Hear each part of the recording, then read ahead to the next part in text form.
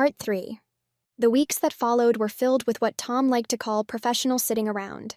He wore the same jeans 5 days in a row, ate microwavable burritos from a gas station that seemed indifferent to expiration dates, and stared at his phone like it owed him rent. After his humiliating nighty experience, he'd expected things to move quickly. Big cases always did in the movies. But real life, as it turned out, had more waiting than drama. Then the call came. Blocked number. Sweet voice. Same woman. "There's a party," she cooed. "A private event. You've been invited." She gave him the address. An old warehouse on the edge of town, the kind of place you assume is either haunted or full of rave kids who think glow sticks are a personality trait. "Wear what you wore last time," she said. Tom hung up and let out a noise that was equal parts groan and whimper. "Again with the baby clothes," he muttered. Friday night arrived. Tom pulled up to the warehouse in what he referred to as his shame sedan and changed in the front seat. The diaper crinkled with every move like an angry grocery bag. The onesie was pink. Why was it always pink? Inside, the warehouse was transformed into something out of a fever dream funded by trust funds. Glittery mobiles twirled from the ceiling. There was a ball pit the size of a swimming pool, and a bar that served cocktails in sippy cups. Everywhere he looked, rich people dressed like babies. Designer diapers, diamond-encrusted pacifiers, Gucci bibs. "This is what the rich do," Tom whispered to himself. "When you've achieved your dream of being the boss, the only escape left is to regress. No more vacations or yachts, that's Tuesday. Childhood, that's luxury." He wandered through the party, both horrified and fascinated. One man in suspenders and bunny slippers was getting pushed in a stroller by a woman who looked like a supermodel, and a preschool teacher had merged into one terrifyingly competent human. There was a back room too, VIP only. Word had it that's where the real secrets happened. Tom tried to get in, but was stopped by a bouncer in footy pajamas and a clipboard. "No list, no playpen," the guy said. Tom slipped him 100. He was in.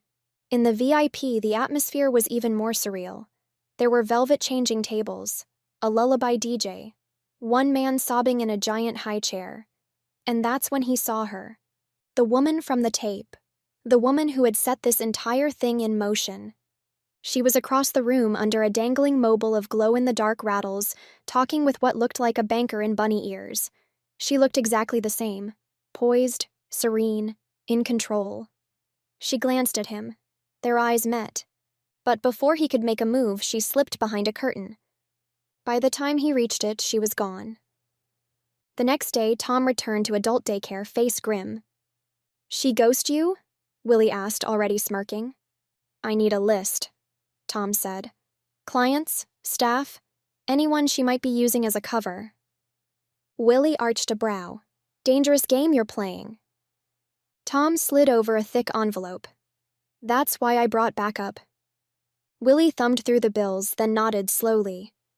"There's one address out in Pennsylvania. Real quiet. Real weird." Tom drove through the Pennsylvania countryside until GPS stopped bothering. Eventually, he found the place. A soft yellow cottage tucked between trees. Lacy curtains in the windows. Garden gnomes and diapers lined the walkway. He parked 2 houses down and watched her routine. Morning yoga, afternoon deliveries, guests at night, always male, always awkward, always left with a glazed-over look. He kept notes. Times, license plates, patterns. The kind of surveillance he'd once used to tail gangsters now applied to tracking juice box deliveries and fuzzy onesie drop-offs. After 2 days, Tom walked up the path and knocked. She answered in a ruffled apron and pink Mary Janes. "I knew you'd find me," she said. "You ran off." She smiled. "Not from you. Just timing." She invited him in. Inside was a nursery in HGTV disguise, crib-sized furniture, cartoon wallpaper, a fridge full of formula. "Shoes off," she said. "And pants. House rules." Tom sighed and obeyed. She handed him a diaper. He looked at it like it was radioactive. "If you want answers," she said, You'll need to become part of the story. He taped it on. She sat beside him and whispered, "He came here too. Your dead husband. He talked about something big, hidden money, but he got scared, said people were watching." Tom leaned in. "What happened?" She shook her head. "He stopped calling. Then I saw the obituary." Back at his apartment, Tom found her number in an old directory Willie had slipped in with the files. He called. "Hello, baby," she answered. He pitched his voice high. "Hi. I want to book a session. I think I need a mama." "Oh, sweet boy," she cooed. "Tell mama everything." He made up preferences, stories, favorite toys. She listened, enchanted. "Come Friday," she said. "And don't be shy. Bring your favorite blankie." He hung up. Now he wasn't just watching her world. He was walking into it. He spent the next few days preparing, not just emotionally, but tactically. He wired a button camera into a pacifier clip. He installed a recorder into a plush duck. If this went south, he'd need proof. Friday came. Tom dressed in layers, diaper, footy pajamas, and a big puffy jacket to hide it all. He walked into her home again, this time as someone else. She smiled when she saw him. "There's my little one." Tom gave a bashful nod. "Hi, Mama." She took his hand, led him to a mat, and began the routine. Bottles, lullabies, questions masked as play, and somewhere in between stories and powdered milk, she let something slip. "He left a key," she said absently.